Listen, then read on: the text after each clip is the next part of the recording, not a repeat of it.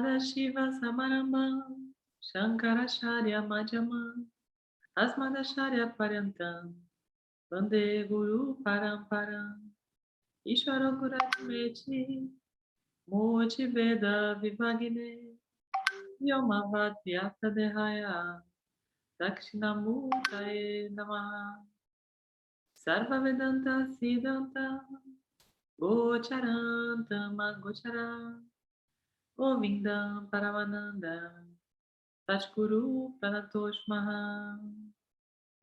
Om Shanti, Shanti, Shanti Om. Namastê, boa noite oficialmente a todos. Estamos então na data de hoje dando continuidade para o capítulo 13 do livro A Ciência da Iluminação. Estamos na página 218, falando sobre a devoção é livre-arbítrio. Devoção é escolher Ishvara como o objetivo. Ishvara não é um grande indivíduo que decide tudo o que acontece. Se Ishvara decidir tudo, então não há escolha alguma. Todos os conflitos surgem por escolha. Se não há escolha, não há conflito. Mas temos conflitos todos os dias. Isso significa que há livre arbítrio. Um devoto satívico é livre para ver a si mesmo como um instrumento da vontade de Ishvara. Há muito pouco livre-arbítrio para alguém sob o feitiço de rajas e tamas. Mas a desapaixonação é uma característica do sattva, que separa o devoto dos seus gostos e desgostos e deixa claro o valor da substituição do Dharma. A devoção a Ishvara é um meio de libertação. O Karma Yoga é devoção porque, para praticá-lo, você precisa ter devoção pela libertação. É agregar valor ao mundo fazendo o que você faz com atitude de gratidão, que neutraliza seus gostos e desgostos e prepara a mente para indagar. Mas a devoção não o libertará, a menos que seja devoção por Ishvara, não por segurança, prazer e virtude. A devoção é um ardente desejo de libertação. Devoção para Ishvara é difícil, porque o devoto precisa viver no mundo, o que implica uma certa necessidade de coisas. Se a mente está ocupada com a segurança, etc., não vai contemplar em Ishvara. Por isso, a questão da segurança precisa ser entregue a Ishvara, que exige confiança. A devoção pura é o conhecimento firme. Eu sou protegido por Ishvara. Se deixarmos a direção de nossas vidas para Ishvara, significa que nós confiamos e amamos Ishvara. O Bhagavad Gita diz que se você transformar sua vida para Ishvara, ele vai cuidar de sua obtenção e manutenção. Vemos a mesma ideia na Bíblia. Buscamos conhecer o Senhor e tudo mais será acrescentado. É absolutamente verdade. A devoção está contemplando as qualidades de Ishvara. A contemplação é um fluxo constante de pensamentos semelhantes, desobstruídos por pensamentos dissimilares. Onde quer que você veja o brilho e aborrecimento, compaixão e indiferença, paixão e amor, discriminação e apego, tolerância e frustração, contenção e indulgência, devoção e descuido, paciência e irritação, medo e coragem, capacidade de compreensão e de ignorância, acomodação e egoísmo, satisfação e insatisfação, caridade e avareza, beleza e feiura em si mesmo ou nos outros. Você está vendo Ishvara. Ishvara é tudo que é. Compreender as qualidades de Ishvara permite que o devoto evite as qualidades negativas e cultive as qualidades que levam à devoção pura.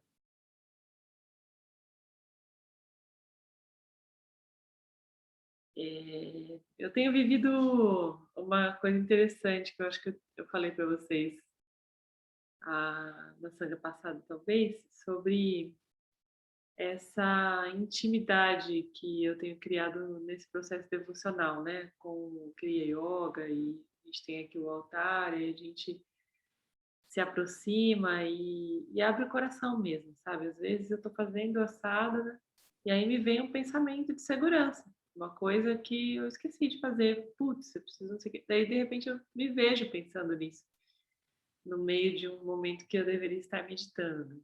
E aí eu converso com os mestres, eu falo, mestre, olha só o que está acontecendo com a minha mente. Ela ainda está presa nessa identidade, né? Nessa identificação com a segurança. E eu tô aqui me reformando, estou aqui me aprimorando para superar essa fase. Então, me ajude, traga clareza, eu te entrego aos seus pés, né? E então eu tenho reformado essa minha relação, sabe, com o devocional. Eu acho que é uma coisa que cada um pode fazer ao seu modo, mas no sentido de olhar para a libertação e não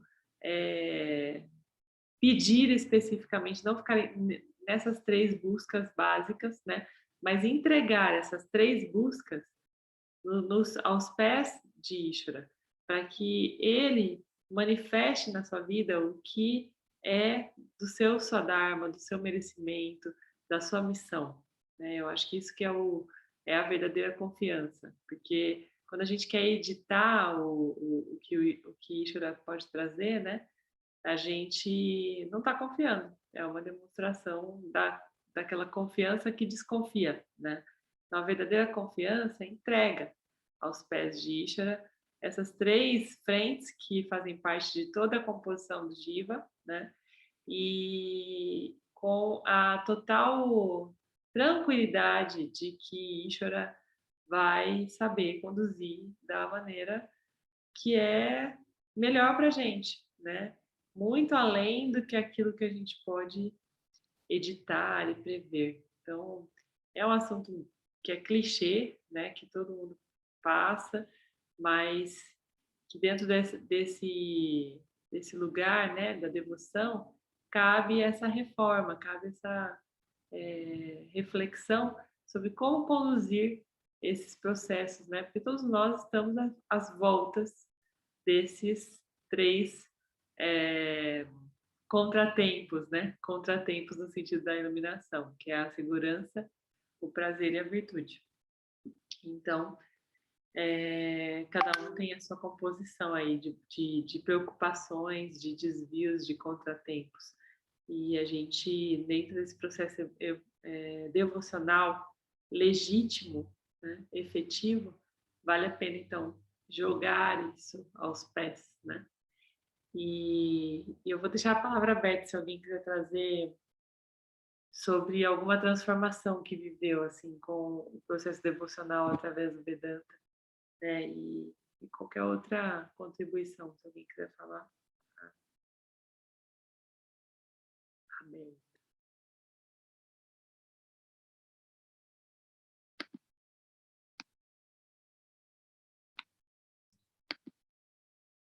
Posso? Então tá.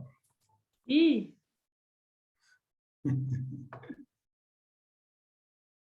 É muito interessante, porque quando a gente fala sobre processo devocional, a gente, acho que cada um deve ter aquela busca com o seu histórico, né? Com a sua formação antes de chegar até o Vedanta, né? E para mim sempre foi um desafio, porque a devoção para mim sempre foi no sentir as coisas no meu dia a dia. E por um tempo, por um período de acho que 8, 10 anos, 8 anos, eu escolhi estar dentro da Igreja Batista, né? E é muito interessante porque a devoção na relação com Deus, né? Ele menciona até aqui, é uma relação baseada numa dependência de uma ação minha, né? É quase uma barganha com o Criador. Aham. E isso nunca fez muito sentido para mim, mas eu tentei me enquadrar naquele processo. Não deu muito certo, né? Guardando todo o respeito e carinho por toda a visão lá da Igreja Batista, mas assim, eu segui meu caminho de busca, de conexão com esse sagrado Criador, enfim. E quando a gente chega nesse ponto aqui do que o Vedanta traz para a gente, né, dessa devoção, ele fala isso nos capítulos, né, de perceber ele nos eventos, isso tem ressignificado a minha relação, porque faz muito sentido para mim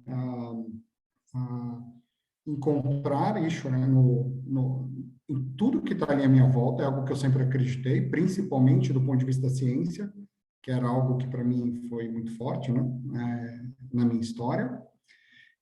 Mas com o Vedanta eu ampliei essa visão, né, e percebendo que se eu consigo ver a beleza da individualidade de cada um, começando por mim, né, eu estou realmente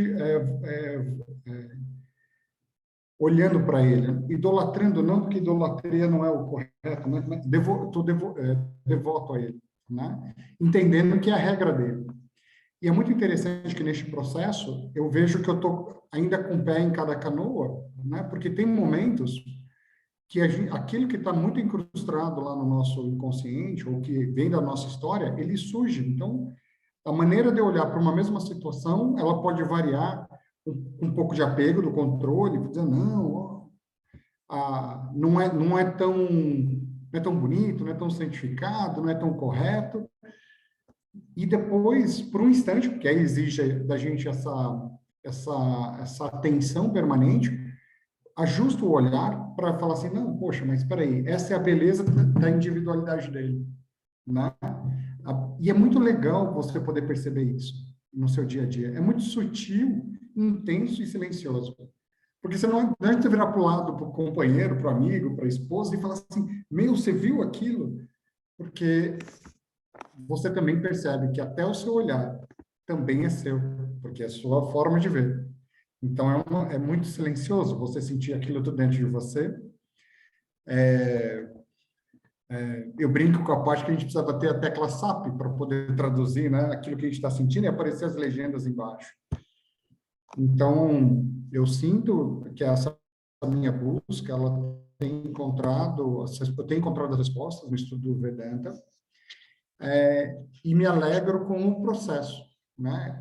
Às vezes a gente fica com aquela coisa, quando que eu vou conseguir chegar? Não é quando eu vou conseguir chegar, a questão é como eu estou caminhando, né? E você celebrando com você mesmo, no silêncio da sua conquista, seja 1 milímetro ou 500 metros de evolução, né? Se a gente puder colocar uma métrica, é um processo que quando você entende que você está nessa direção, né? Da sua forma, do seu jeito, aquilo traz uma paz, o Shanti, né? E você só... Né? Você não precisa celebrar, não precisa estourar champanhe, não tem que soltar fogos, mas só te enche o coração e fala, meu, que coisa boa, quero mais disso. E aí, enfim, é um efeito dominó e eu acho que isso vai cada vez mais contaminando o meu dia a dia. Eu acho que é a forma que eu tenho descoberto as minhas imperfeições e celebrado elas com Ishvara, né? Sem aquela legalidade da relação de eu estou fazendo, ele vai me devolver. Então, basta em mim. É isso. Eu queria agradecer. Que bom. Feliz. Gratidão. Incrível. E a Pati? Conta. Sou eu, na verdade. Não, eu queria compartilhar que a gente estava assistindo, né, agora há pouco também a outra aula, e lá foi falado, e de novo aqui foi falado, né, sobre essa passagem mais do Sattva, né, para ter a devoção, né? E é engraçado que Desde que eu comecei o CRI, assim, né, em todas as práticas, eu tenho pedido sempre, né, Ishvara, se revela para mim. E aí eu vi a aula e falei, olha que doido, né, já estava fazendo isso.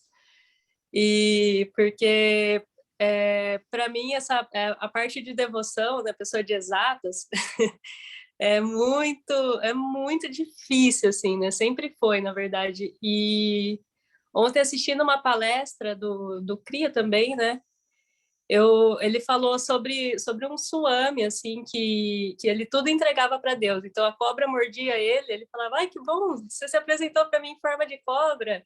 Gratidão, Deus, assim, todos os desafios que apareciam na vida dele, né? Ele falava que era Deus também, né? E eu falei assim, vou fazer esse exercício hoje, né? E nas últimas, especificamente na última semana, assim, eu tenho ficado bem quieta mesmo e fazendo várias autoavaliações, né? De ficar em silêncio mesmo, assim, de um estado de contemplação e de ficar só na minha, assim, né? Tipo, eu vou ficar observando e observando e discriminando, falar menos e ouvir, ouvir, ouvir, ouvir. E aí, hoje que eu falei assim, eu vou fazer esse exercício. Todos os desafios que poderiam acontecer, que não aconteceram na última semana, começaram a acontecer. E aí foi muito desafiador olhar e falar assim, nossa, isso é Ishvara também, né? E só que é justamente nesses desafios que a gente tem a oportunidade de encontrar com Deus, né? E de agradecer e de realmente olhar e falar assim, poxa vida, como você é danadinho, né? Você se escondeu nessa situação só para mostrar que meu amor por você é maior, assim, né? E é desafiador mesmo, assim, sabe? É a quarta vez, acho que a gente está fazendo a terceira, quarta vez do estudo da essência da iluminação, e agora que essa parte da devoção tem feito muito sentido para mim, assim. E lendo esse capítulo eu fico emocionada, e eu também estou aqui fazendo minha partilha para agradecer, assim, esse ensinamento, né, todo esse conhecimento que vem, né, porque é muita fé mesmo, assim, e fé no sentido de acreditar que Ishvara só tá lá fazendo o papel dele, e a gente só está aqui para entender isso e aceitar numa boa, e entender que a vida é assim, né? Só seguir o fluxo da vida sem ficar tendo grandes consternações assim a respeito disso. Então é só isso. Que lindo. Eu também sou grata todos os dias, né? Demais essa oportunidade. Me sinto muito honrada por essa presença. E o Ricardo? Oi, estão escutando bem? Sim. Sim, então. Eu parei quando eu li esse primeiro parágrafo junto com vocês, nossa, eu fiquei assim, embasbacado, porque ao longo do meu estudo, dessa caminhada toda, para mim, livre-arbítrio, né, era uma coisa que era inexistente. Né? Não existe livre-arbítrio, poxa, a gente é limitado, né, pelas condições em que nós somos postos nesse planeta. No máximo, você vai conviver mais de um ano com poucas pessoas ao longo da sua vida. Então, você vai conhecer no máximo 50 pessoas dentro de 7 bilhões de pessoas que existem no planeta. A gente não tem livre-arbítrio. Só que lendo esse primeiro parágrafo, quando ele diz que quando sobre o feitiço de rajas e tamas, a gente está aprisionado dentro de... Você não tem livre-arbítrio, você tem muito pouco livre-arbítrio.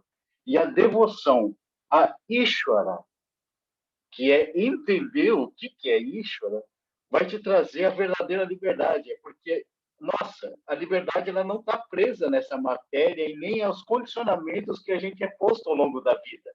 É lógico que a gente vai ter pouquíssimas escolhas, né?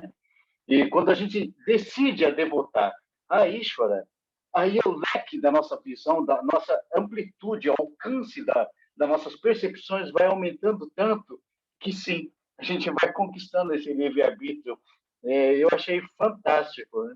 Minha mente ela ficou mais parada nesse primeiro parágrafo, porque deu um bug aqui. Eu falei, opa, espera lá, eu sempre afirmei que não tinha livre-arbítrio. E em entender esse primeiro parágrafo, a minha forma de entender, eu acredito que sim, é maravilhoso esse livre-arbítrio devido ao alcance das nossas percepções, da observação. Sem dúvida, Ricardo. Eu concordo plenamente. Acho que eu tenho visto isso acontecer, sabe? Aqui em casa, nas relações no geral, mas especialmente aqui com o Mário, eu tenho visto isso acontecer, no sentido de a maneira que a gente se sativiza, né? Entra no modo sattva, a gente amplia as possibilidades e as oportunidades das nossas relações, das nossas decisões, né? À medida que a gente polariza, a gente restringe essas possibilidades. Então, quanto mais atívicos nós estivermos, maiores são as oportunidades e as possibilidades. E, consequentemente, maior é o livre-arbítrio, né? Porque quando a gente está em sattva, a gente, de fato, consegue enxergar essa gama, né? De verdades, de nuances, de tudo que dá para acontecer de uma forma como uma alquimia, né? A minha verdade misturada com a sua verdade dá uma outra verdade que pode servir para nós dois, que pode servir mais para você do que para mim, mas que eu posso lidar com isso também, sabe? São esses tipos de coisas que ficam mais claros nas nossas relações, né? Porque naturalmente as relações trazem esses experimentos, né? Com meus filhos eu vejo muito isso também, sabe? É uma coisa absurda, assim. Eu estava hoje pensando, cara, é incrível a relação que eu tenho com eles, no sentido de sempre encontrar uma solução e sempre ser mais legal e sempre ser, sabe, mais oportuno. E eles viverem no ambiente satívico também é um ambiente muito, muito qualitativo, né, para a formação deles como indivíduos. Então, eu fico muito grata de perceber, sabe, esse movimento e eles sendo crianças também satívicas e tomadoras de decisões, né, firmes e, enfim, com esse livre-arbítrio sendo aflorado desde pequenos, né? Eu acho que isso é uma dádiva, é o melhor presente que a gente pode deixar para eles. São as nossas atitudes satívicas, né? Diante de situações que podem ser conflitantes, situações desafiadoras. Quando a gente demonstra esse sattva, tudo fica bem, né? Tudo fica claro. Então, eu acho que isso é Ishvara. Ishvara é exatamente essa manifestação desse estado, né? Dessa predominância que faz com que a gente pense com a cabeça de Ishvara, né? Pense com a mente do divino, com essa clareza que somos tudo isso. Então, nós, particularmente, Thaís, o que veio acontecendo ao longo do estudo do Vedanta é que, conforme a gente, nós, né, eu falo isso porque Shirley também, no mesmo barco, a gente está estudando junto, ela só não participa, a gente reveza, né, o cuidado da criança. O que foi acontecendo é que, devido ao nosso alcance não ser tão profundo, ao longo da vida, nós cometemos vários equívocos de interpretação, de saber entender o que eram as pessoas ao nosso lado e o que acontece com essa atitude adármica, né? Nós conseguimos observar com um pouquinho mais de clareza até as pessoas que estão do nosso lado. Eu digo isso assim com nossos familiares, tudo isso. Nós viemos equilibrando essas situações. Então, o karma, a gente foi invertendo ele de uma forma que trouxe, sim, no meio desse trajeto, e vem trazendo também vários conflitos. Porque, da mesma forma como a gente gostava muito, a gente cometeu equívocos e hoje a gente vê que não era nada daquilo, né? Então, o que está acontecendo é que muitas vezes está sendo dolorido, sabe, essa observação com mais clareza. Sim. Então, a gente tem se deparado com algumas situações que a gente olha e fala, poxa vida, a gente estava enganado nisso. Estávamos enganados, e aí vem aquela dor no coração de falar, poxa, né? E agora, né? O que a gente pode fazer? Sentar e conversar com a pessoa, né? E deixar o nosso ponto de vista claro, né? Eu não quero entrar em muitos detalhes, porque é um assunto bem particular, né? Mas o Vedanta, ele vem mostrando isso mesmo. Conforme a gente vai tendo as observações, a gente não vai precisar nascer de novo para pagar algum karma ou qualquer coisa. É nessa vida mesmo que a gente vai equalizando as coisas, né? Então, isso tem acontecido com uma constância, que é semanalmente alguma coisa que a gente tem, né, encarado assim, e está sendo fantástico também. Né? Mas, né, sem essa tônica do ai, que maravilhoso, minha vida está perfeita, não. É o equilíbrio mesmo alcançando a gente e a gente sentindo essa pacificação pouco a pouco, conforme a observação vai sendo mais atenta. Perfeito, sem dúvida. Incrível. Exatamente isso, é um exercício, né? É como o Sattva é uma musculação. A gente tem que todo dia praticar da maneira que a gente encontra, né, de oportunidade, para fortalecer esse tônus satívico. Muito bom. E a Amanda? Eu. Eu queria perguntar, na verdade, tá? Porque a gente fala muito sobre Ishvara, né? Ishvara. E às vezes, como a gente já conversou sobre, falou, você trouxe essa interpretação de Ishvara lá no começo e tal. Às vezes eu ainda tenho dificuldade, assim, para entender o que é Ishvara. E às vezes fala, eu falei com Ishvara. E aí, tipo, como que eu consigo, como eu visualizo? Ishvara é o cenário, Ishvara seria um deus, Ishvara seria o criador. Eu ainda tenho essa linha, sabe, de exatamente como eu penso em Ishvara. O que você sugere? Olha, eu tenho para mim uma concepção de Ishvara como sendo o princípio criador de Maya.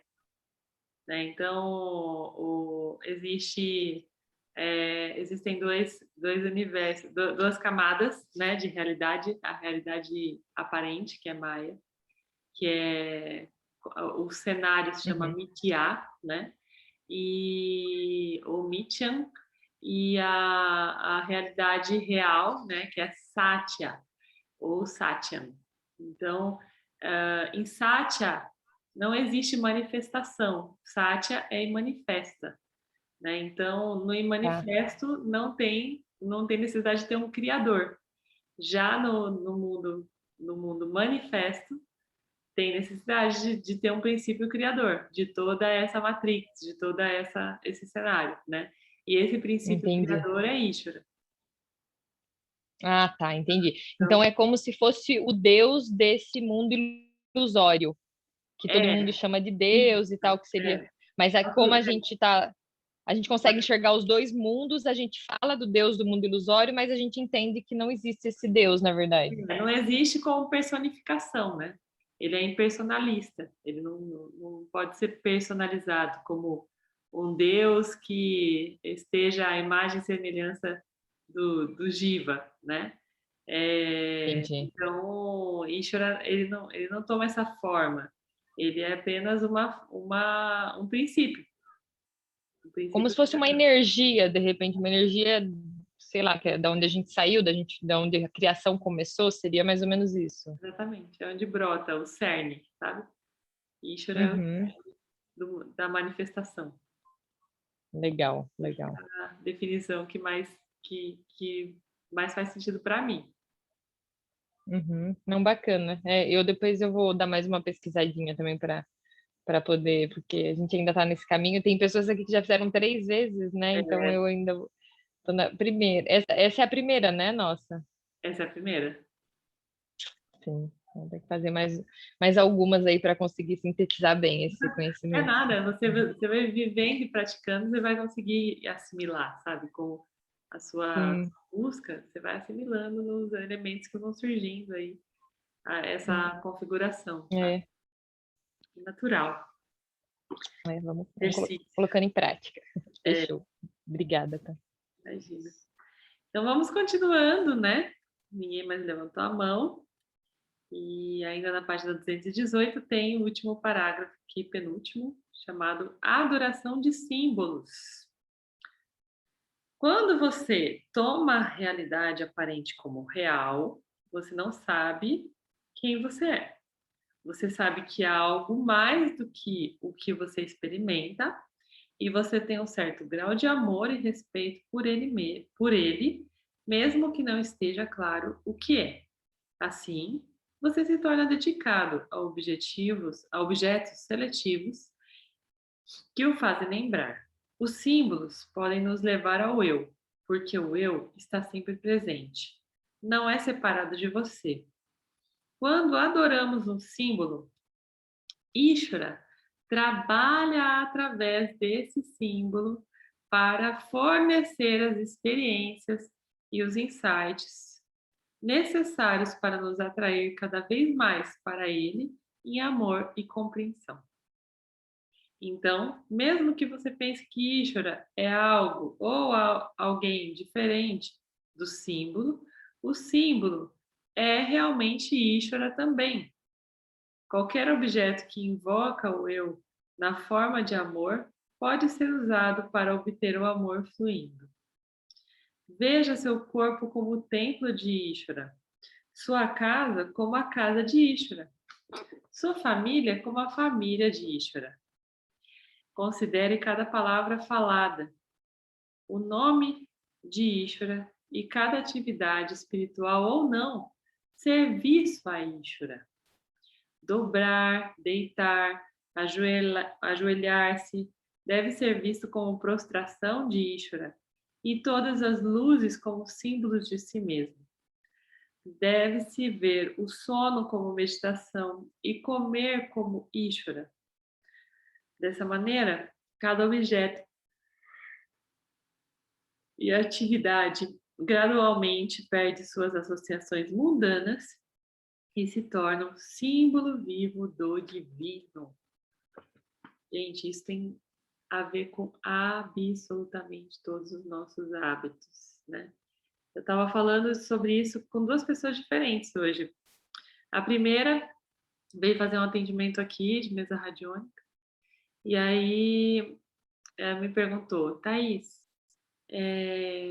eu estou sentindo de servir, de voltar para as minhas origens lá da música, porque eu trabalhei com música e tal, mas eu não sei, eu estou em dúvida se é essa a minha missão, né?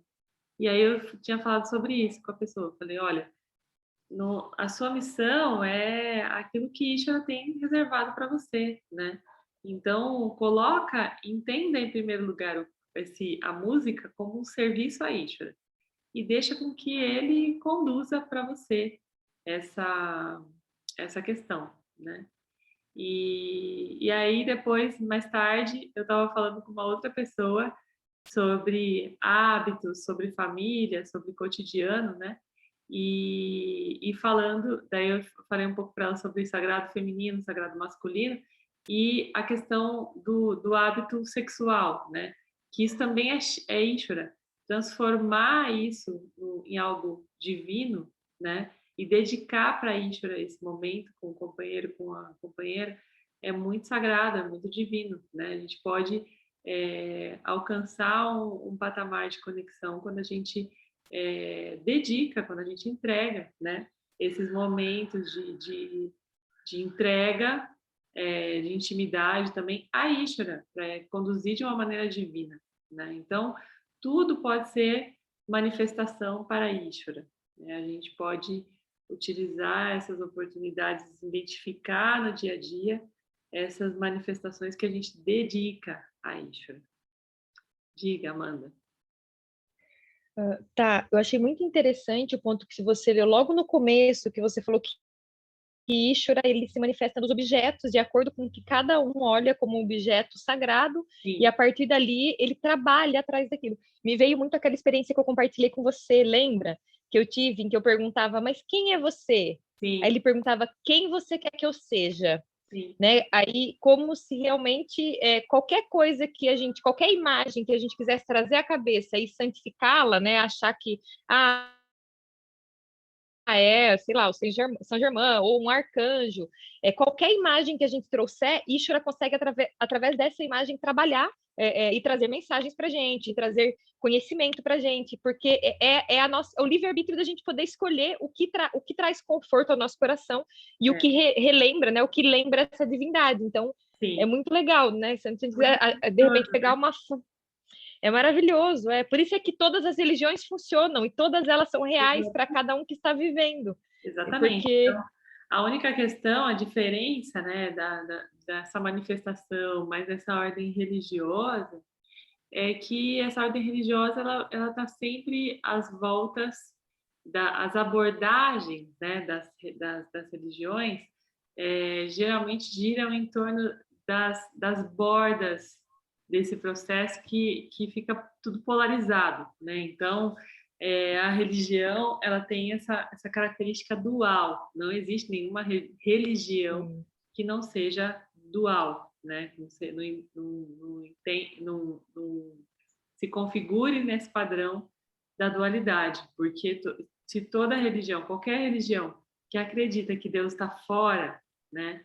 Que Deus é uma outra manifestação além da gente, isso é uma manifestação da dualidade. Então, quando a gente consegue fazer uma adoração de um símbolo, né, de uma imagem, o que quer que seja, consciente de que a imagem é Ishvara, isso que somos nós também, fica satívico, né? Agora, quando eu entro num contexto de adoração mesmo, né? Dual, então eu vou estar às voltas de rajas e tamas, né? Então, por exemplo, se eu tiver a gente vê muito isso no movimento cristão, né? Os evangélicos, eles são extremamente rajásicos, né? Essa manifestação pentecostal que eles falam, né? É uma manifestação do fogo de Pentecostes. Então, fogo de Pentecostes é o quê? Rajas, puro, né? Então, dentro desse fogo de Pentecostes, as manifestações que se dão, na grande maioria materiais, né, físicas e materiais, elas são manifestações rajásicas, né? E tem o outro lado da manifestação, que é da piedade, né, da autorresignação, que é tamas, né? A pessoa se vitimizando, se colocando ajoelhado nos pés e, meu Deus, e peregrinando. Isso é tamas, né? E terceirizando a responsabilidade também, né? Tá jogando para o outro, olha, o outro vai fazer por mim. Então é uma preguiça, um tamas de certa forma, porque você não faz esperando que alguém faça. Então você colocou fora o que na verdade deveria estar dentro, né? O que é você que deveria estar fazendo, seria isso. Então, exatamente. Então tem todas essas nuances que a gente pode estar sempre atento na hora de manifestar, né? Essa devoção, para que ela seja satívica, porque é muito fácil pender para as bordas, assim como tudo na vida, né? A gente sabe que a gente vive enquadrado nessa realidade aparente. Então, naturalmente, essa é uma tendência, né? Aí é que acho que a preocupação, talvez, com a devoção, no meu caso, né, que vem dessa histórico de religiões, onde tem uma certa devoção e acaba fazendo a gente se perder nessa dualidade, e aí encontrar o caminho satívico para essa devoção. Acho que esse é o caminho agora, no próximo passo, né? Fazer uma devoção mais... Vai falar agora, já no próximo parágrafo ele já fala disso. Ele já dá a dica de como conduzir. Legal. Então, para a gente continuar, ele diz o seguinte: quando você vê uma montanha, veja como símbolo de si mesmo. Montanhas são bons símbolos, porque elas são relativamente eternas. Elas se elevam acima de tudo e oferecem uma visão insuperável. O eu é a parte mais alta do nosso ser, que se projeta acima das planícies e vales do nosso território corpo-mente, proporcionando-nos uma visão ilimitada. Quando você vê um rio, veja-o como seu self, Como o eu, os rios dão vida, alimentando tudo com o qual eles entram em contato. Veja o céu como o eu ilimitado. Se você favorece ícones religiosos, veja que a divindade que você adora é compassiva, consciente, pacífica e bonita. Escolher uma divindade com essas características é uma maneira indireta de invocá-los e reconhecê-los em seu self. Um ser humano é um excelente símbolo do eu. Os seres humanos, como tudo mais, são lançados à imagem de Deus, ou seja, refletem a consciência. A luz do amor, que é a consciência, brilha com especial brilho nos seres humanos, porque eles são dotados de intelecto e são capazes de saber quem eles são. A adoração de seres humanos com discriminação, particularmente grandes almas, é um passo essencial no caminho devocional, porque o devoto é um ser humano trazido a esse mundo e cuidado pelos seres humanos. A adoração dos seres humanos purifica dores e ressentimentos na infância. Ao amar os outros, você aprende a amar a si mesmo. A adoração de outros não significa que você os valoriza mais do que você valoriza a si mesmo, mas que não vê nenhuma diferença entre eles e você. Para a parte materialista da mente, projetar a divindade em objetos parece ser irracional, mas a prática é uma boa psicologia. Assim como uma atriz torna-se a pessoa que ela retrata por se identificar totalmente com todos os aspectos da vida de personagens, o devoto descobre identidade com o eu através da intensa identificação com o símbolo. Quanto mais você ama o seu símbolo, mais provável é produzir uma visão do eu. Tendo experimentado a beleza do eu, é impossível não cair no mais profundo no amor e tornar-se apaixonadamente ligado. Porque as belezas mundanas pálidas na presença do eu,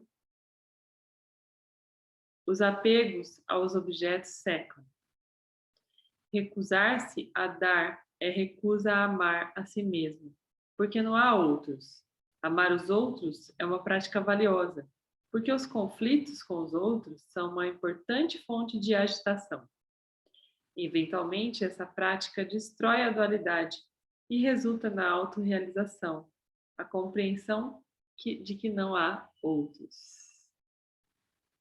Olha que bonito, né? Então, a gente começa adorando um guru, por exemplo, se rendendo ao mestre espiritual, né? No começo de um caminho de volta. Então, eu preciso de alguém que me conduza, um tutor, que me conduza ao meu caminho de volta, da mesma maneira que a minha criança foi conduzida até aqui, por algum tutor, né, na época. Então, é um movimento natural, pertencente às nossas necessidades e identidades, né, com o euzinho, né, com esse jiva, essa entidade, esse personagem. E à medida que a gente estreita essa relação com o guru, com o mestre, a gente vai se dando conta de que essa mesma energia que o habita em nós, né? Habita em mim. Então, eu vou criando esse senso de pertencimento do todo e, através desse serviço, eu vou percebendo que, na verdade, eu não estou a serviço, que não existe o outro, né? Então, esse é o objetivo final. E o Karma Yoga, ele serve para isso, para que de fora a gente vai internalizando para dentro, né? Aquela máxima lá, fake it until you make it. Então, você precisa fingir que está fazendo até que você esteja fazendo de verdade, né? Então, faça isso, coloque isso em prática. Não tem problema que esse processo devocional tenha essas simbologias todas, né? Ishvara é generoso para entender que nós somos criativos nas nossas alegorias, né? Mas o principal é entender que todas essas alegorias, todos esses objetos também nos representam em essência, né? Nós somos esse todo que brilha. O Ricardo ia falar, Ricardo? Não, seria em referência à percepção do que é Ishvara, sabe, Thaís? Porque quando eu comecei a primeira vez que eu ouvi Ishvara aqui no Vedanta, eu tinha uma percepção. Agora, no final, Ishvara se transformou em outra percepção. Eu vejo que a nossa relação nós procuramos, né, a identificação, né, das coisas, que através dos arquétipos, por exemplo, né, atualmente a gente está passando por uma guerra e é devido exatamente a isso, né? Quem que é o herói? Quem mata mais gente? Então, vamos para a guerra, defender nosso país, defender nossa honra, defender, né? Então, os arquétipos eles têm um potencial sem tamanho perante a gente. Quando a gente, como as percepções de nós são mais fáceis com os arquétipos, eu acredito que quando você coloca um símbolo para devotar no que você percebe o que é Ishvara, você já está num caminho, mas esse Ishvara dentro de cada ser, ele vai se transformando até uma verdadeira conexão real. Então, eu acredito que nós estamos estudando uma vez, duas, outra vez, passamos por várias vidas, percebendo Ishvara cada vez de uma forma diferente, em cada faceta, em cada pessoa que nós encontramos ao longo da vida, né? Em cada meio em que vivemos. Então, essa conexão com Ishvara é uma coisa contínua, imutável, né? Até a gente conseguir encontrar essa verdade verdadeira mesmo. Porque o ensinamento é muito claro, mas eu percebo que no começo do estudo eu percebi algumas coisas de uma forma, agora isso se transformou. Eu olho o Ishvara como uma energia que ela é muito difícil da gente definir em palavras. Então, a gente pega um livro de Vedanta inteiro para tentar definir o Ishvara, e mesmo assim não é ele ainda, né? Porque nem ele é, né, Ishvara. É algo que a gente não alcança, eu acho que a minha percepção, pelo menos, né, minha percepção, não alcança. Então, esse toque de tenha uma simbologia, né, dentro de si, e que pode ser, também ser Deus, né, pode se definir Ishvara também como um Deus, né, fala, não, é o Deus de tudo, né, então não seria um Deus, seria o Deus de tudo, né, então eu acho que é isso, né, cada um vai ter o seu Ishvara individual, conforme a sua percepção, mas que ele é um só, e que todos estamos caminhando para esse mesmo Ishvara. Sim, sem dúvida. Sem dúvida. O yoga devocional, ele amplia mais a gama, sabe, dessas interpretações e deixa margem para diversas formas de interpretação. Já o Jnana Yoga, né, que é o yoga do conhecimento, refuta a ideia de Ishvara ser representado por um símbolo ou por um Deus que seja personalista, né? Porque Ishvara é um princípio e é uma energia e não deveria ter uma simbologia, né, específica.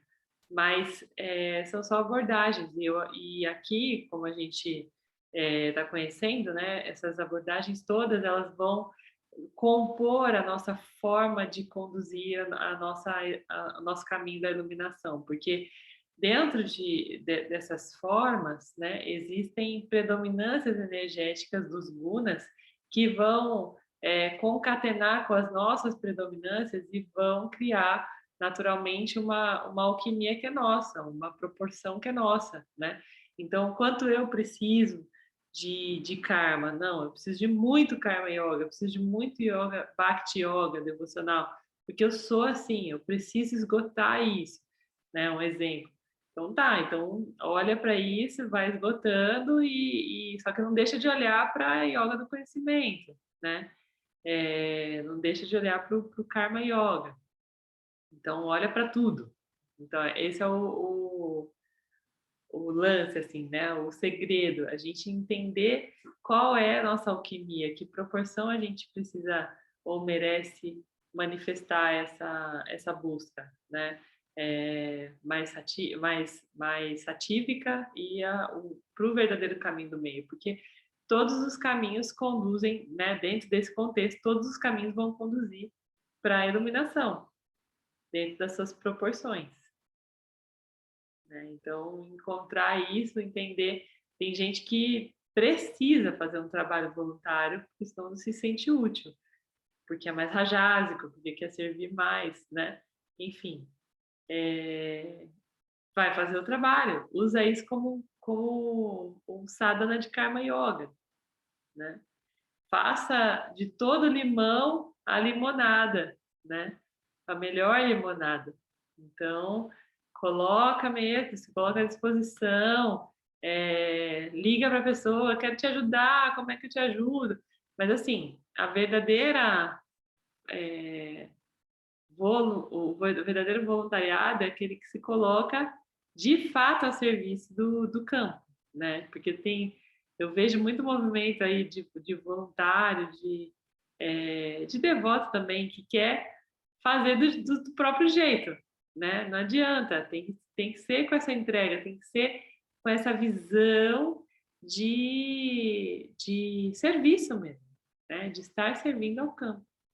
Então, quando a gente consegue entender que estamos aqui a serviço, fazendo a nossa caminhada de aprimoramento do nosso ser para nos relembrarmos de quem somos, fica mais fácil a gente configurar tudo isso, né? Mas o pacote precisa ser configurado para que a sadhana aconteça na medida mais próxima da nossa natureza, da nossa fluidez espiritual.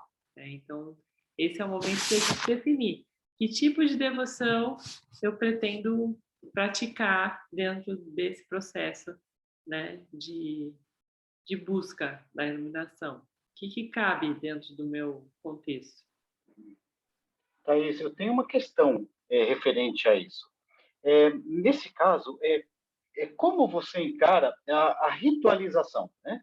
Que eu percebo que você segue uma certa ritualização em várias coisas, inclusive no ritual de ayahuasca, né? Sempre tem abertura, o fechamento, isso tudo, né? Com a imagem em si, como funcionaria essa ritualização? Você sempre vai repetir as mesmas frases, vai existir uma rotina referente a isso, ou sem ritualização, aliás, sem ritualização não existe devoção? Eu acredito que sem ritualização não existe devoção. Eu acho que a devoção é justamente o processo de manifestação, de ritualização, sabe? E só que essa ritualização, ela não precisa seguir regras rígidas ou muito elaboradas, né? Qualquer ato é um ato de ritualização. Então, por exemplo, tem gente que coloca um cafezinho para o santo na janela, né? É uma ritualização. Todo tipo de manifestação, né, que a gente faz é um tipo de ritualização. O que eu costumo fazer eu tenho muito claro dentro de mim que tudo é Ishvara. Então, não importa que eu esteja dando qualquer outro nome, né? Eu sei que a ayahuasca é Ishvara, que o Hanuman é Ishvara, tudo é Ishvara, né? Todos os elementos da arca é Ishvara, assim como eu. Então, eu olho muito para essa questão da esteira, dessa coisa de fora para dentro, né?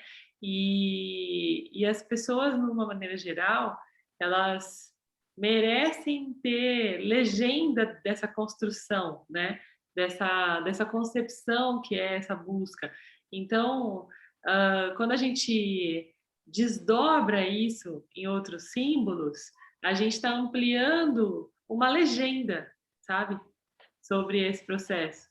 Então, quando eu gosto muito de falar isso, né? Que da ayahuasca, por exemplo, eu falo, é Madrecita, é Mishpan, é Uni, é dona de infinitos nomes, né? Mas tem um só significado, que é o amor, que é Ishvara, né? Então, eu faço isso, assim, necessariamente, para mim, necessariamente para desdobrar essa legenda, né, e fazer com que isso faça sentido para a pessoa vir construindo de fora, né, e diminuindo, né, os elementos, a ponto de chegar numa coisa só que é Ishvara, que somos nós, né, que é o todo. Então, eu faço por conta disso, né, faço questão da ritualística, porque ela traz um processo de disciplina para essa contextualização, para essa concepção, sabe? Então, nesse caso, seria então indispensável ter um altar, um lugar em casa? Em casa, não É. não é indispensável. Você pode ter uma, um processo ritualístico, por exemplo, no banho. Você pode fazer uma oração. Tem várias pessoas que eu conheço que fazem meditação na hora de tomar banho, oração no banho. Tem gente que faz, canta no banho para Deus, né? Então, qualquer manifestação é uma manifestação. Agora, a partir do momento que você tem um símbolo que você se identifica e adora, aí sim, aí para aquele símbolo é necessário que haja um lugar, né, de firmamento ali. Aí é o altar, né? Então, o altar acontece para firmar símbolos que fazem sentido para a sua edificação espiritual. Então, se você elege um símbolo, que nem, por exemplo, a gente tem aqui, a gente está seguindo uma linha do Kriya Yoga, né, que tem a simbologia do Paramparam, né, do repasse, e representado pelos mestres. Então, necessariamente, uma vez que a gente elegeu esse caminho, né, de devoção, a gente coloca todos eles aqui no altar para fazer essa reverência que faz parte, perdão, da ritualística do Kriya. Então, por exemplo, quando você elege um símbolo católico, um anjo da guarda e tal, aí necessariamente tem que haver esse lugar, né, do altar. Mas a ritualística ela não é necessariamente vinculada a um símbolo. É algo que você faz para se ritualizar com Deus, né? Não necessariamente um símbolo. Ok? Tá. Thaís, posso fazer uma pergunta rapidão? Eu e o Igor vamos fazer o CRIA, né? E eu estava pensando justamente nisso, que vai ter ali os gurus, né? Todos os mestres, né? Aham. E eu me peguei pensando nisso ontem. Eu falei assim, meu Deus, mas tem dia que eu durmo e acordo em lugares. Eu posso levá-los comigo para fazer quando eu acordar ou antes de dormir? Dentro do CRIA, eu tô até com eles aqui. Ó. Eu levo essa coisinha aqui para cima e para baixo, que é o caderninho. Thaís, ela não vai pegar meu mestre não, viu? Já tô avisando, hein?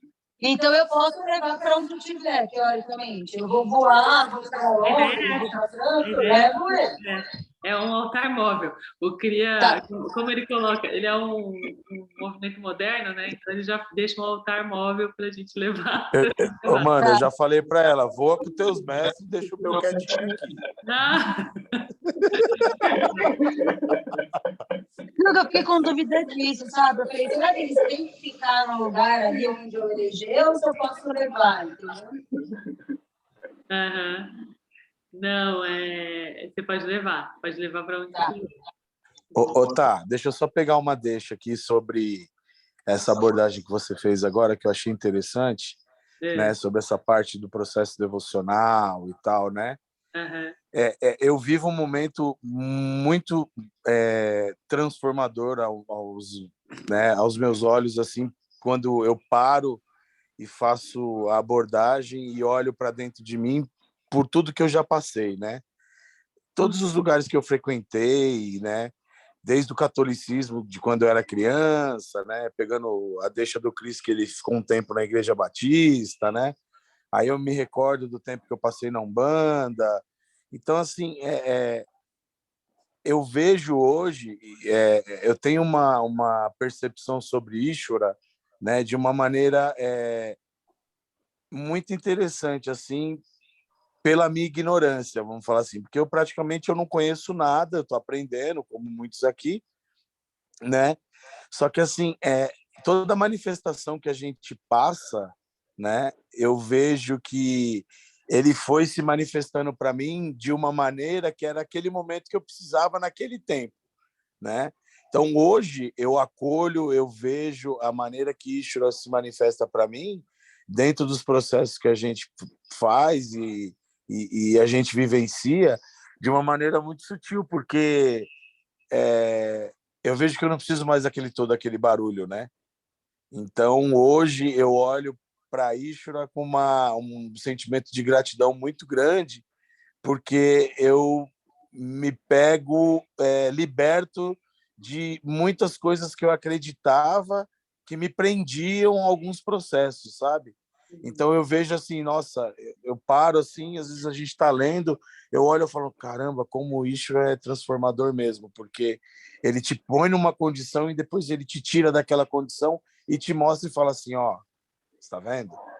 Aquilo não era o que você pensava, agora é assim, né? Então é muito louco esse processo que ele faz na cabeça da gente, porque também está condicionado ao momento que a gente está passando, né? Por conta do serviço que a gente se presta a oferecer. Eu até coloquei, na hora que você falou do serviço devocional e tal, eu coloquei, nossa, eu sou assim, né? Eu preciso estar a serviço, eu preciso me entregar a um processo e eu preciso estar do lado de um caminho para me sentir útil, né? Então, esse sou eu e eu só funciono assim, né? Não sei lá na frente como vai ser, mas até esse momento eu só funciono dessa maneira. Sim, é natural. E quando você estava falando, eu me lembrei que com 17, 18 anos eu fazia comida para santo, tinha que fazer roupa para ir para o É muito normal. né? Aí chegava uma nova entidade, tinha que correr atrás de tudo que a entidade pedia para colocar lá à disposição. E é um processo devocional intenso, de serviço mesmo, né? Aí tinha que limpar o congá, né, lá no terreiro, limpar do teto até ao chão, esfregar com escovinha de dente, né, no cantinho, porque tinha que estar impecável. Então, tudo isso é karma yoga, isso é serviço, né? É voluntariado. Isso edifica o ser e aprimora, isso utiliza, até que chega um ponto que a gente deixa de ver sentido porque a gente já superou aquela fase, né? E é um processo natural. Então, faz parte do caminho de aprimoramento, né? E aí a gente vai... Teve uma vez, mano, queria te cortar, já te cortando, desculpa, que eu tava conversando com a Fernanda, né, que eu não vou mais na ayahuasca, eu não vou não sei o quê, eu vou voltar pro terreiro, eu vou trabalhar de novo no terreiro, não sei o que. A Fernanda falou assim, eu não acredito que você tá falando isso. Você aprendeu tudo para jogar tudo no lixo, né? Por que essa rebeldia, essa, né, não sei o quê? E aí depois eu fiquei parado, pensando, eu falei assim, nossa, é verdade, né? Porque é o que você falou agora. Você vê que muitas das coisas que você fazia não fazem sentido mais. Mas mesmo assim, como é um caminho conhecido, a gente também, por uma questão de tamas, tende a se acomodar, né? Então, tem várias pessoas que acabam se acomodando dentro desse contexto e escolhendo por um caminho que já é conhecido. Então, quem não está nessa busca fervorosa por libertação, né, tem uma tendência maior de se acomodar. Mas tudo é oportunidade de aprimoramento sempre, né? Eu estava falando com, acho que foi a Elis que abriu. Fui eu. Foi a Elis. Eu queria fazer uma pergunta, na verdade, a respeito do espiritismo. Porque, assim, eu vejo eles têm uma visão diferente também das demais religiões, né? Sim. E o espiritismo estaria mais próximos do Vedanta ou não também? Então, no caso, o espiritismo, ele tem uma vertente é muito grande, né? Mas eu acho que nesse caso você está falando mais da linha do kardecismo, que fala sobre outros lugares, né? Outros planos espirituais, que tem a ver também com uma questão kármica de resgate, né? De reencontros de alma. Eu acredito que o espiritismo, o kardecismo especificamente, ele explique muito bem essa manifestação de Mitya, né? Então, dentro de Mitya existem várias locas que eles falam que são padrões, assim, planos, né? Planos espirituais. Então, conforme segundo o próprio Vedanta, né? Conforme a gente vai aprimorando nosso ser, a gente vai tendo oportunidade de encarnar em outras locas mais elevadas, né? E o Espiritismo também acredita nisso, né? Que existem outros planos mais elevados. Eu acho que o Espiritismo ele explica então uma parte, mas só o que tem a ver com Mitya, o que tem a ver com Satya, eles não falam. Eles não falam sobre o manifesto, sobre derreter em Brahman, né? Sobre deixar de se manifestar. Eles ficam acerca de explicar esse processo de resgate kármico. Então, toda religião, ela não se finda em si, ela não dá o caminho final. Por isso que a gente fala que o Vedanta é o fim da busca, porque o Vedanta encerra, fala, olha, tem um ponto aqui que encerra a busca, que é quando você derrete e volta pro e manifesta. Você não precisa estar manifestado o resto de todas as suas milhares de vidas. Você pode, em algum momento, se libertar dessa roda de samsara, né? Então, isso nenhuma religião aborda, com essa clareza, com essa instrução do Vedanta, tá? Mas se assemelha em vários aspectos, Elise. Em vários aspectos. Ah, gratidão, tá? O Cris abriu o áudio, você queria falar, Cris? Eu acho que ele caiu. Ah, não. Voltei. Oi. Não sei se é o meu entendimento das religiões, elas, né, vem do grego religare, eu conectar com o sagrado, como se eu pudesse me desconectar dele, né? Isso nunca fez sentido para mim. Mas me parece ser uma projeção dessa materialização do Deus, né, na forma humana. Isso E mesmo. você falando me faz sentido quando a gente fala do manifesto, né? Não, que é Brahman, né? É isso, né? Eu não falei bobeira. Brahman. Porque Brahman, porque quando eu paro para olhar do tamanho do que nós somos dentro dos universos todos, realmente não dá para você ter forma, porque a forma vai estar associada dentro da característica. Senão, até outro dia brinquei, não lembro se eu falei com você, eu teria anualmente a conferência de Jesus, a conferência de Buda, onde cada Buda de cada planetinha sentaria no hotel para poder decidir como é que seria o processo. Né? Isso não faz sentido. Não faz sentido. E isso, e o que você colocou, trouxe aqui, né, da questão da imagem, ele traz essa resposta, porque se eu estou projetando em Cristo, né, em Buda ou qualquer outra imagem, né, Krishna, eu estou trazendo para a materialidade, vou estar com apego, se eu só olhar para o objeto com ele resolvendo o meu problema, estou terceirizando, né? Ou eu só entendo que ele só é a manifestação do eu, que é o que ele fala aqui no livro, não é isso? Sim. Tá bom. Então, eu só queria fazer essa conexão aqui na minha cabeça para ver A se... gente não pode perder de vista isso, porque exatamente por essa denominação, essa questão etimológica da palavra religião, isso já deixa claro que é algo que está além, que está fora de nós, né? E que a gente poderia eventualmente se desligar e ligar, desligar e ligar, mas não, simplesmente não, né? Então, se a gente consegue enxergar que é uma coisa só e que está dentro de nós, a gente tem mais chance de se identificar com o caminho do meio, de Sattva, né? E de surfar essa onda em busca da libertação desse padrão dual. Tá bom. E? Aí aqui ele falou sobre os símbolos e agora ele fala sobre o eu sem forma, adoração do eu sem forma. Como você pode adorar algo que não tem qualidades? Submetendo sua mente aos ensinamentos do Vedanta. Qualquer pessoa pode adorar objetos, mas para adorar o eu sem forma, ou seja, para ganhar a libertação, a mente deve estar preparada. A adoração do eu, em suas múltiplas formas, prepara a mente para o Vedanta. Vedanta é a forma mais elevada de adoração, porque é a verdade. Ishvara é a verdade. Como o Vedanta funciona? Ele funciona removendo as barreiras entre o adorador e o objeto de adoração, o eu. Quais são esses obstáculos, exceto as crenças e opiniões inspiradas pela ignorância que mantém a dualidade e causa o sofrimento? O devoto oferece sua ignorância até ao ensino e aceita alegremente o resultado.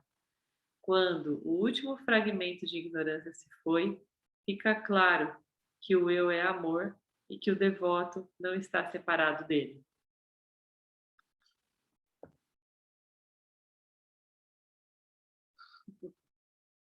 Um minuto de silêncio para refletir sobre. Bugou a cabeça do povo. É muito legal isso. Porque se a gente... Pode falar, Cris. Se a gente brisa, a partir do que eu falei, né, da não forma, e a gente olhar para outros planetas, né, a gente brincar de outras galáxias, entender que ali deve ter outras formas de vida, né? A gente não tem nenhuma... eu acredito, mas enfim, né? E essa visão, ela se encaixa perfeitamente, né? Porque eu não preciso olhar para Deus na forma de um barbudinho com cabelo branco, numa toga, né? Ou qualquer outra forma de pessoal, segundo a minha semelhança física, né? Então, a gente começa a ver a amplitude do que ele diz aqui. Então, se semana que vem os arcturianos vierem me levarem lá para algum outro lugar, e este conceito estiver muito claro, esse desapego à forma, eu com certeza vou conseguir me conectar com essa mesma energia que está conectada aqui, porque ela não tem forma. É só uma provocação aqui, que a minha mente, né, navega, só queria compartilhar um pouquinho. É isso. Quem mais ia falar? Tá, eu só queria deixar uma situação que me vem muito na cabeça, que é assim, né? Se você chegar, por exemplo, porque a gente vivencia hoje nos rituais, ou até mesmo alguns assuntos que a gente vê no livro da Essência da Iluminação, para uma mãe de santo, para um pai de santo, ele vai te chamar de louco, né? Se você chegar também para um kardecista, ele não vai falar para você que ele acredita que existe vida em outros planetas, né? Então, depende, Fernanda, não é assim. Então tá bom. O que eu vejo muito, assim, pelas pessoas que eu conheço, que são dessas outras caminhadas, vamos falar assim, né? Porque uma coisa que eu tenho aprendido muito com o Vedanta é respeitar aonde cada um se coloca naquele momento que ele está experienciando, né? Sim. Antigamente, eu tinha o julgamento de falar, e falava principalmente que, para mim, a verdade absoluta era da Umbanda, né? Só que, assim, realmente, o Vedanta ele é muito transformador, porque ele te abre o campo para você olhar a situação de uma forma mais ampla, né? De você ver que, pô, você não é do jeito que você pensa que é, né? Então, eu vejo muito assim, até citar o exemplo da Angélica, né? A Angélica leva o pessoal do terreiro dela na arca para fazer consagração de ayahuasca. Isso é uma coisa que eu, na minha vida, na caminhada que eu tenho de medicina da ayahuasca, eu nunca vi uma mãe de santo acreditar na medicina, que eu já vi mãe de santo falar várias coisas sobre a medicina, né? Então, é tudo muito transformador por conta da maneira que a abordagem que você traz para as pessoas, né? Porque você também é um instrumento de Ishvara para que traga essas informações de uma maneira muito sutil para as pessoas assimilarem, né? Então, acho que tem também esse dedinho aí de Ishvara falando assim, a Thaís agora vai ser a representante. Todos nós estamos representando, né? Porque é um reencontro. O Vedanta diz que quando a gente consegue atingir esse ensinamento, é um grande reencontro de uma família. O Kriya fala a mesma coisa. Ele fala, não foi você que escolheu o Kriya, foi o Kriya que te escolheu. Foram os mestres que te apontaram o dedinho lá e te chamaram de alguma maneira, né? Então, nós, de alguma maneira, já acessamos esse conhecimento no passado, em outras vidas, né? Talvez mais de uma, e a gente está se reencontrando com esse conhecimento agora, nessa vida. Então, nós acabamos sendo agentes desse conhecimento. E isso se faz quando a gente percorre lá o caminho do Shravana, do Manana, e internaliza, né? Integra e se torna Nididhyasana. Então, essa parte que você está relatando é nitidamente um exercício de Manana, de você observar essas manifestações religiosas e respeitar, né? Eu diria que é um pouco além de respeitar, eu diria que é de contemplar essas manifestações como sendo Ishvara também, né? A sua beleza, a sua verdade, porque toda manifestação que leva o nome de Deus, que eleva o nome de Deus, é uma manifestação válida para a Terra, né? Então, merece toda a honra, toda a glória por estar baixando, fazendo download, né, dessas frequências divinas aqui para a Terra, frequências mais elevadas. Então, por exemplo, eu já fui desde o terreiro da Umbanda. Antes do terreiro da Umbanda, eu cantava na igreja evangélica, né? Então, eu amava, eu achava a coisa mais linda. Eu entrava mesmo num grau de comoção, sabe? Quando eu ouvia os hinos, quando eu cantava os hinos, era uma coisa assim, pentecostal, absurda e energizante, linda. Então, depois cantei na igreja católica também, que era um pouco diferente, mais comportadinho, mas também era bonito, tinha essa beleza, né? Então, essa peregrinação me fez entender esses movimentos, eu respeito e adoro todos eles, sabe? Quando a gente está passando em qualquer lugar, assim, um templo budista, né? A gente vai e reverencia aquela entidade que está representada. Outro dia a gente foi almoçar numa pracinha de uma igrejinha de Nossa Senhora. A gente entrou lá, a gente manifestou devoção à Mãe Divina, né? Então, tá tudo certo. Todas as manifestações são válidas. O universalismo que a gente traz aqui como uma verdade da Arca é esse caminho de ampliar essa gama de símbolos, de legenda, para a gente usar, para a gente se fortalecer de fora para dentro, né? Até lembrar e relembrar que somos esse eu, esse ser, né? Falando em ser, tem uma serzinha aqui na telinha do Ricardo, linda. Muito fofo. Faz arte pra caramba. Fofo. É coruja. Tá, você falou isso, eu também lembrei de um processo em que eu tive, foi até na Arca, porque eu também, como eu não participei de Umbanda antes de conhecer a Ayahuasca, mas eu tive um contato com o pessoal, inclusive do Maurício, como que é o nome da... Angélica. Da Angélica, exato. Eu tive contato com ela, então aquele foi meu primeiro contato com a banda. Eu tinha muito preconceito, e aí num ritual elas estavam dançando e a voz falava assim para mim: ela falava assim, você consegue ver felicidade nisso? E ela estava mostrando muito feliz, e eu falava, eu consigo. E aí eles falavam assim para mim, então você entende que você não... Quem é você para falar que aquilo é certo ou errado? Aonde tiver felicidade na Terra, você não tem que colocar sua mão, você não tem que julgar, você não tem que... você tem que deixar cada um se encontrar da forma que se encontra. A única momento em que você deve interferir é quando aquilo está prejudicando a pessoa realmente. Enquanto aquela manifestação, seja na igreja católica, na evangélica, ou num centro de umbanda, ou enfim, qualquer situação, estiver manifestando naquele ser alegria, né, e emoções, vamos dizer assim, a gente tem que realmente olhar para isso com alegria, a mesma alegria que eles estão olhando, e não trazer, né, nos colocar num papel de julgar e falar isso é certo, isso é errado, não, o meu é o certo, o seu é o errado. Então, foi para mim um aprendizado muito grande também que eu tive em uma das sessões de ayahuasca, que é exatamente essa visão para que o outro acredita como sendo certo dele. Não necessariamente precisa ser o que eu vou fazer, mas é o certo dele. E o meu papel é respeitar.